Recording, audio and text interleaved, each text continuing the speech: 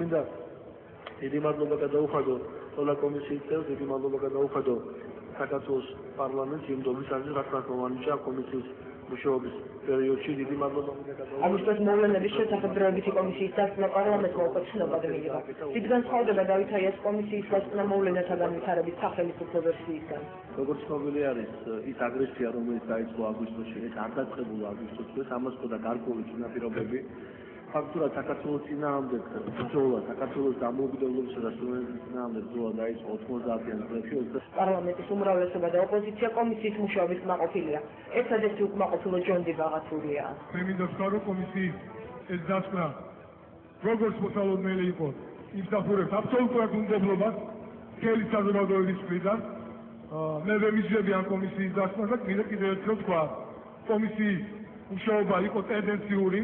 უდასაწყვეტია მცდელობა იმისა, რომ წყალში ჩაყაროს მართლაც ტიტანური შრომა, რომელიც გაწია კომისიამ და მე ამაზე პასუხს ვაგებ. კომისია ცდილობდა ყოფილიყო მაქსიმალურად მიუკერძებელი იმისას, რომ ქონოდა კონკრეტული სურათი იმისა, რაც ხდებოდა. ანუ არავინ ჩათვალოს, რომ კომისიას დასკვნაში არ არის ჩვენი მხრიდან კონკრეტული დარღვევებზე და ან დანაშაულზე საუბარი. რაც შეეხება პასუხისმგებლობის საკითხს, ბატონმა პაატასმა მათ აღნიშნა, ჩვენ ცხადია ვართ ოპოზიცია და ვისთხოვით ამ პასუხისმგებლობის საკითხის დაყენებას, თუმცა პრობლემა აღმოჩნდა ის, რომ აქტუალობა ამ პასუხისმგებლობის საკითხის დაიკარგა მას შემდეგ, რაც მთავრობაში განხორციელდა ცვლილებები. როგორც ამ ქვეყნის ხელისუფლების წარმომადგენლისთვის, ჩემთვის ძალიან ბევრი რამე იყო ყვავეთ და მივნეულის ამ დასკვნაში, ვინაიდან ეს არის დასკვნა, სადაც საუბარი არის ძალიან სერიოზულ პრობლემებზე და ხარვეზებზე. მისი არის ახალი პრეცედენტი ქართული პარლამენტარიზმის ისტორიაში. ეს კომისია არის ახალი სტანდარტი საქართველოს საკანონმდებლო და აღმასრულებელი ხელისუფლების ურთიერთობაში და ეს კომისია ამ კომისიამ შექმნა საქართველოში პრეცედენტი, როდესაც პარლამენტის წევრების შეკითხვებს პასუხობდა ყველა უმაღლესი თანამდებობის პირი ქვეყანაში. ჩემთვის, როგორც პარლამენტის თავმჯდომარისთვის, ეს კომისია ამ თვალსაზრისით არის ძალიან ღირებული და ძალიან ძვირფასი. Ის შეიქმნა უპრეცედენტო კომისია და რამდენად ენდობა მის დასკვნას საზოგადოება. არასაპარლამენტო ოპოზიცია თვლის, რომ კომისიის მთავარი მიზანი ხელისუფლების დანაშაულებრივი ქმედებების შელამაზება იყო. ეს იყო კომისია, რომელიც შეიქმნა მიხეილ სააკაშვილის დანაშაულებრივი ქმედების დასაცავად და პრაქტიკულად დასკვნა სწორედ არის მიმართული იქეთკენ, რომ ხელისუფლებას დაუდეს მისი გამომართლებელი არგუმენტი, ის არასახავს რეალურად რაც ხდებოდა აგვისტოს პერიოდში. კომისია შექმნილია ხელისუფლების მიერ, ხელისუფლების ფასადის გასალამაზებლად. თავიდანვე ეს კომისია შექმნილი იყო გარკვეული ფაქტების შესალამაზებლად, გარკვეული პროცესების გადასაგურებლად და გარკვეული პრევენცია იყო ჩადებული ხელისუფლების მხრიდან, რომ საერთაშორისო კომისიისთვის შეიქმნათ ისეთი პირობები, რომ საერთაშორისო კომისიას ამ კომისიის დასკვნაზე დაყრდნობით უფრო პროსახელისუფლებო განწყობებით დაეწყო მუშაობა. და იყო კომისიის მიზანი და რა იქნება მისი მუშაობის შედეგი. ისთვის დაიწერა მისი რეკომენდაციები და საყვედურები რამდენიმე სტრუქტურის ცუდი მუშაობის გამო. ჯერა თუ არა საზოგადოებას საქართველოს ბოლო წლების და ბოლო თვეების ისტორიის იმ ვერსიით, რომელიც კომისიამ შესთავაზა. ფარსი თუ ჭეშმარიტება. დებატები დღეს თოქ-შოუში ბარიერი.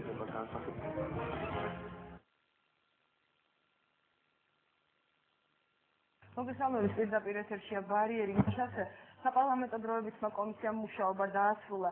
დასკვნა უკვე დადებულია, დღეს პარლამენტმა კენჭი უყარა ამ დასკვნას და ცნობად მიიღო.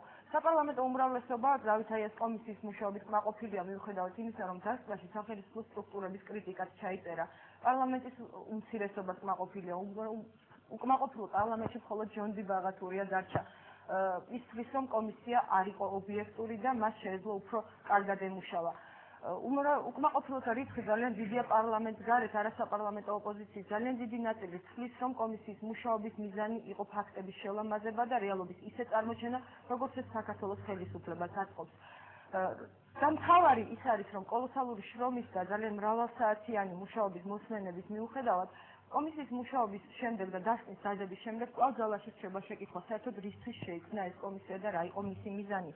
დღეს შევეცდებით დღევანდელ გადაცემაში გავცეთ ამ შეკითხვას პასუხი. ის რომ კომისიას დასკვნა იურიდიული ძალა არ ექნებოდა თავიდანვე იყო ცნობილი, თუმცა დასკვნის დაძაბვის შემდეგ კიდევ უფრო აქტუალურია ის შეკითხვა, საერთოდ რა მოხდება ამის შემდეგ. მე წარმოგიდგენთ ჩვენი გადაცემის სტუმრებს, ესენი არიან ბატონი აკაკი მინაშვილი უმრავლესობიდან, ბატონი ჯონჯი ბაღათურია საპარლამენტო ოპოზიციიდან და ბატონი კახა კუკავა არასაპარლამენტო ოპოზიციიდან. ჩვენ დღეს მოვიწვიეთ ბატონი დავით არქივის კომისიის თავმჯდომარე, თუმცა მან ობიექტური მიზეზების გამო ვერ შეძლო გადაცემაში მონაწილეობა. ჩვენ ასევე ვცადეთ მოგვიწვია საპარლამენტო უმცირესობის წარმომადგენლები, რომლებიც მონაწილეობდნენ კომისიის მუშაობაში, თუმცა მასაც უარი განაცხადეს ჩვენს გადაცემაში მონაწილეობაზე და მე იმედი მაქვს, რომ ამისათვის ობიექტური მიზეზები ჰქონდათ. ხაშხაშე დავიწყოთ დღევანდელი გადაცემა პირველ შეკითხვას თქვენის ნებართვით დავუწყო ბატონ აკაკი მინაშვილს, ბატონ აკაკი კითხვა, რომელიც უკვე დავსვით კვლავ აქტუალურია კითხვა. საერთოდ რისთვის შეიქმნა ეს კომისია და რა იყო მისი მიზანი? ერთ-ერთ გადაცემაში ჩვენ გვქონდა ამ კომისიის მუშაობაზე და მისმა ერთ-ერთმა წევრმა, კონკრეტულად ბატონ ნიკა ვალიაშვილმა პროცესის თავისუფალი ინტერპრეტაცია მისცა ამ კომისიის მუშაობას და გარკვეულწილად თოქ-შოუს შეადარა. რა იყო ამის მიზანი? უბრალოდ მოსმენა და საუბარი თუ რაიმე რეალური ცვლილებების განხორციელება? მოწვევისათვის მე პირველად რომ სტუდიაში და კეთილი იყო ჩემი ფეხიან სტუდიაში. იმედია მომავალ წარმატებული იქნება. რაც შეეხება თქვენს კითხვას, მე მინდა გითხრათ, რომ ამ ქვეყანაში ძალიან ბევრი გამოწვევა, ამას არავინ არ უარყოფს, თუნდაც სოციალური მდგომარეობა, თუნდაც დასაქმების პოლიტიკა, თუნდაც ის, რომ ფინანსური კრიზისი სოფლიოში მიმდინარეობს, უახლოეს მომავალში საქართველოსაც მოუახლოვდება. შემდეგი წელი იქნება საკმაოდ მძიმე და ასევე ძალიან მნიშვნელოვანია ის უსაფრთხოების საკითხები, რაც საქართველოს წინაშე დღეს დგას 30 კილომეტრის ფარგლებში. ჩვენ ტრის ჯარი დგას და შეიძლება ყოველ წუთს შეიძლება დაიძრას დედაქალაქში, ხომ? ამიტომ ამ გამოწვევების ფონზე, ამ პრობლემების ფონზე ძალიან მნიშვნელოვანია, რომ ჩვენ გავიხსნათ საზოგადოებას. ჩვენ საზოგადოებას მივაწოდოთ ინფორმაცია იმ პრობლემებზე, იმ ხარვეზებზე და შევთავაზოთ ჩვენი ხედვა, როგორ გადავწყვეტთ ეს ხარვეზები, როგორ გადავწყვეტთ ეს პრობლემა, როგორ გადავჭრათ ის ჩავარდნები, რაც ხელისუფლებასაც არის პრობლემები საზოგადოებაში. იმიტომ რომ თავისთავად ამ კომისიის ძირითადი ფუნქცია რა იყო? მე არ დავიწყებ ტრაფარეტულ საუბარს, ეს უკვე პირველი შემთხვევა, ესეც მნიშვნელოვანია თავისთავად საქართველოს პარლამენტარიზმის ისტორიაში ძალიან ეფექტური მექანიზმი ანგარიშვალდებულების არა მარტო საქართველოში, მაგრამ თავისთავად პირდაპირ ეთერში ყველა აი ადამიანის დაბარება და მათგან ინფორმაციის გამოთხოვა იყო ძალიან მნიშვნელოვანი, რომ ნებისმიერ მოქალაქეს ჰქონდა საშუალება საკუთარი ყურით, საკუთარი თვალით ეხილა და გაეგო ის დეტალები, ის ინფორმაცია, რაც მას აინტერესებდა. რა დეტალები? რატომ ნებისმიერ მაგალითის შორტ კითხვებს კომისიაზე, ეს კითხვები არ იყო ჩვენი კითხვები. ძირითადად ნაწილი ჩვენი კითხვები არ იყო, ეს კითხვები იყო ის კითხვები, რომელიც საზოგადოებაში საქართველოს როგორც ქვეყნის შიგნით, ასევე ქვეყნის გარეთ. თუ დააკვირდებოდით მიმდინარეობას კომისიის ხდომების, ძალიან უმრავლესობა ამ კითხვების ერთ-ერთზე იმეორებდა გარკვეული პოლიტიკური პარტიების კითხვებს. ერთ-ერთზე იმეორებდა გარკვეული ეგრეთ წოდებული სამხედრო ექსპერტების კითხვებს, ან ჩვეულებრივი საზოგადოებრივი წარმომადგენლების კითხვებს. ერთ-ერთზე იმეორებდა მაგალითად საერთაშორისო ორგანიზაციების კითხვებს. ანუ ეს ყველა კითხვა დაისვა. ჩვენ საბოლოოდ მაგამდე მივდივარ, სწორედ უნებრივია. ხო, ეს ხომ მსჯელობის საგანია, შეიძლება გაეცა, შეიძლება არ გაეცა. მე ამაში ვერ შეკითხნა ამდენი, იმიტომ რომ ესეც დებატის საკითხია.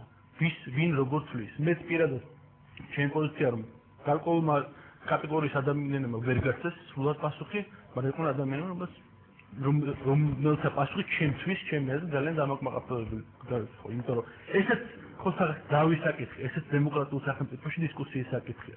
და სადამდე მივდივარ, რომ ჩვენ ეს კითხვები დავსვით. ის ადამიანები, ვინც მოვიდნენ ამ კომისიაზე, იძულებული იყვნენ, რომ ამაზე პასუხი გაეცათ. ანუ უკვე მოქალაქე, ჩვეულებრივი მოქალაქე, პოლიტიკოს ჟურნალისტ აქ საშუალო მისჯელოს, რამდენად გულწრფელია თუ ის ადამიანი, რამდენად აწვის ის ინფორმაციას, და რამდენად შეიძლება რომ ამ ადამიანს ქვეყანა მარტოსან განმარტოს. რატომ ვუწევთ ვიღაცის დასკვას, მესმის ეს მოლოდინი იყო, და ვთქვი რომ არის სერიოზული დასკვნა, მე ვთქვი რომ ეს დასკვნა იძლევა სერიოზულ საფუძველს, რომ ჩვენ კიდევ წინ წავიდეთ. ამ პერიოდში